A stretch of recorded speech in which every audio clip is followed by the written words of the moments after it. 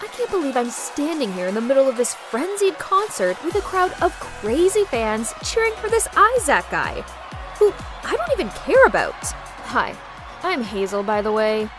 When I agreed with my friends to go on this road trip all the way to Carolina to attend a skydiving festival, well, this wasn't exactly what I was expecting.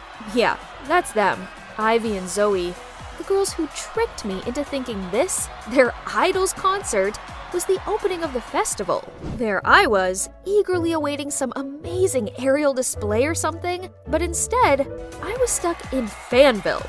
Ugh, why were they so loud? My hearing better not be permanently damaged from this.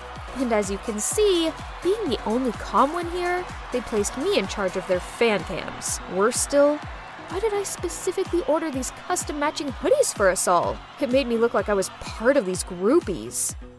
Finally, this din was over, but I was stuck amongst the slow-walking fans. And where were my friends? I couldn't even call them as my battery had died. I'll just get a taxi back to our Airbnb rental, then contact them from there.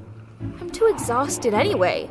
Let's just get out of this place ASAP. Forget about this chaotic night, as I'll be having a bird's eye view of the world at the actual Fall Fest tomorrow. And that's all that matters. Wow, this festival had everything going for it. From attentive service, amazing live music, and great food. It was so worth enduring that awful concert for. Everything was going great, until I saw Ivy's panicked face. Girls, it's our beloved Isaac. After the concert last night, he disappeared with a mysterious girl. Look at this hoodie. Does it seem familiar to you? Oh my god. That's one of our custom-made group hoodies. Could it be? I could clearly see Zoe's suspicious gaze on me and Ivy. What's that look for? Are you suspecting me? Well, whatever. It wasn't me, that's for sure. Ivy, you took way too long to get back to the car last night. As for you, Hazel, you were unreachable for ages. Jeez, my battery died. I told you both this. And I have nothing to do with your precious idol. Besides, if any of us did run away with him, then we'd hardly be standing here, would we? Anyway, you two can stay here and doubt each other if you want, but I'm going skydiving. Then I stormed off. It's so frustrating that I've been dragged into this. My phone only died thanks to their stupid fan cams. That's enough. Let's just forget about it. I won't let anything ruin this moment. Guys, look! I'm amongst the clouds! 10,000 feet above the ground, and my breath is literally taken away. No matter how many times I've done this, it still feels just as thrilling as the first time. This adrenaline rush was crazy! Whoa, that was amazing! Thank goodness I managed to capture some spectacular footage of the beautiful city of Chester. Hang on. When I was close to landing, my camera spotted a familiar face. Zoe. Wasn't she meant to be preparing to fly? So why was she talking to someone in the parking lot? It was really weird. Looking closer, the strange man was Isaac, the missing singer. I didn't see it wrong, did I? I immediately called Ivy and we quickly ran to the parking lot. Gotcha! You better have a good reason for this. Isaac? Are you really? So, you're the one who ran away with him last night? Zoe couldn't say a word at that point and kept trying to avoid eye contact with us. But eventually, under the harsh questioning from Ivy, she found her voice and told us everything. So, last night, when we were separated in the after-concert chaos, Zoe was trying to find us when she accidentally bumped into a guy in disguise. Guess what? Yep, it was none other than Isaac McGuire in the flesh. She almost screamed out his name, so he immediately covered her mouth and dragged her away. Realizing that Isaac was being chased, Zoe then put her hood up to cover her face and followed him without a question. This hectic schedule was just too much. I can't even remember the last time I had proper time for myself anymore. I need a break.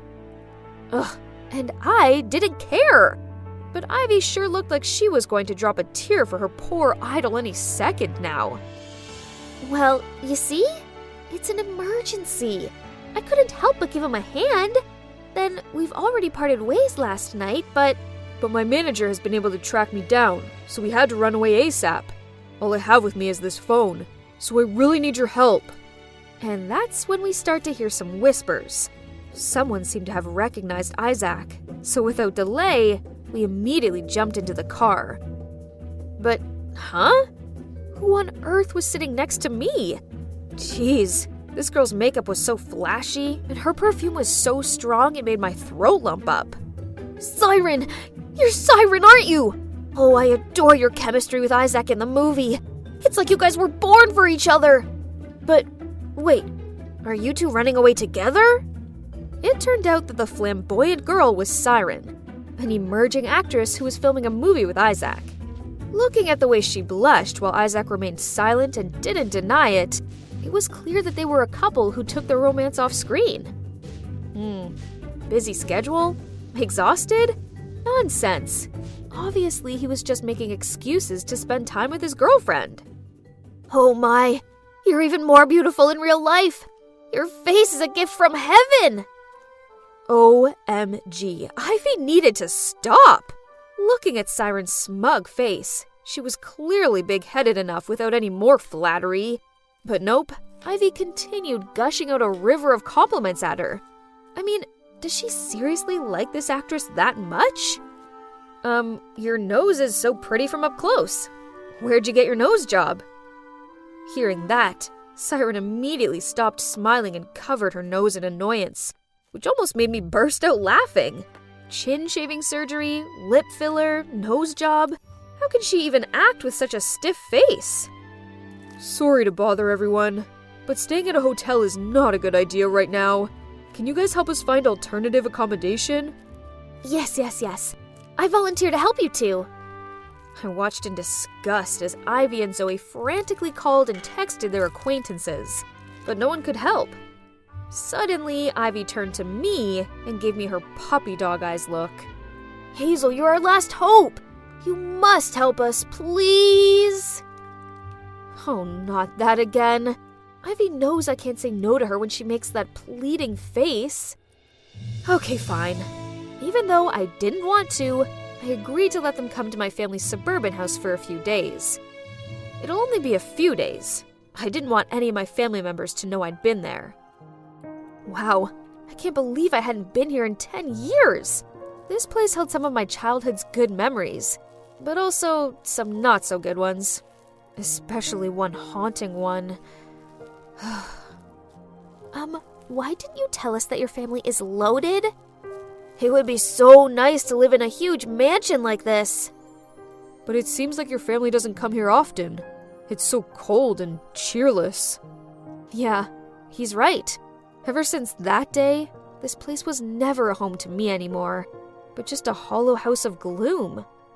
I was still lost in my thoughts when a deafening sound of something breaking came from upstairs.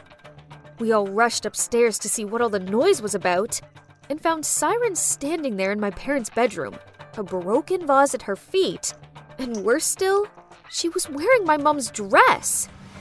Take it off right now! Siren just shrugged, stepped over the broken vase pieces, then strutted across the room, and even stopped to pose at the end. Pff, it's just an old dress. Why so serious? I was so furious that on her walk back, I tripped her up, causing her to fall flat on the floor. Isaac hurriedly helped her up, and she hid behind his back and did her whole crocodile tears act, saying I was picking on her. Oh, please. I'd had quite enough of this drama queen for one day, so I was about to lunge at her to teach her a lesson, but Isaac blocked me. Excuse, Siren. That was immature of her, but I suggest you should calm down first. That's right, Hazel. The two of them didn't bring any personal belongings. Anyway, Siren was just a bit careless. You'd better watch your girlfriend closely. Change your clothes. Never touch my mom's stuff again. Got it?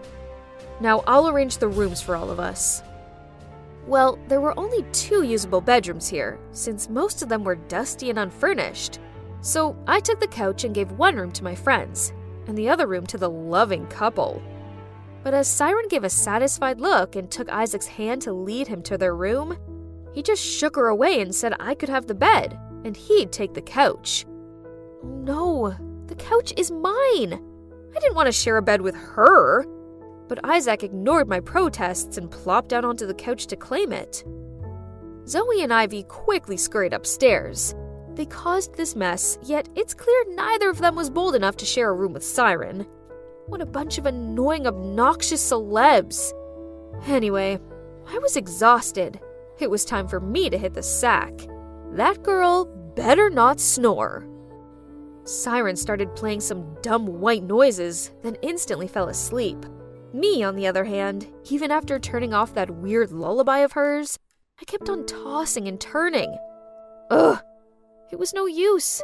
Sleep wasn't happening. So I left the room to get some air.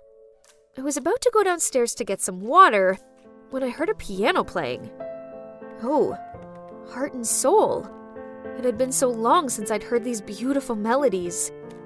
The music carried me to a room where the silhouettes of a man passionately playing the piano came into sight. Oh, memories. I loved nothing more than sitting next to my dad and playing happy songs with him. But then, everything fell apart. And I hadn't touched the piano since, well, until today. I sat down next to him and let my fingers glide over the keys. I was immersed in the harmonious melodies of the music and let the notes take me back to the past until a scream snapped me out of it. What on earth are you two doing?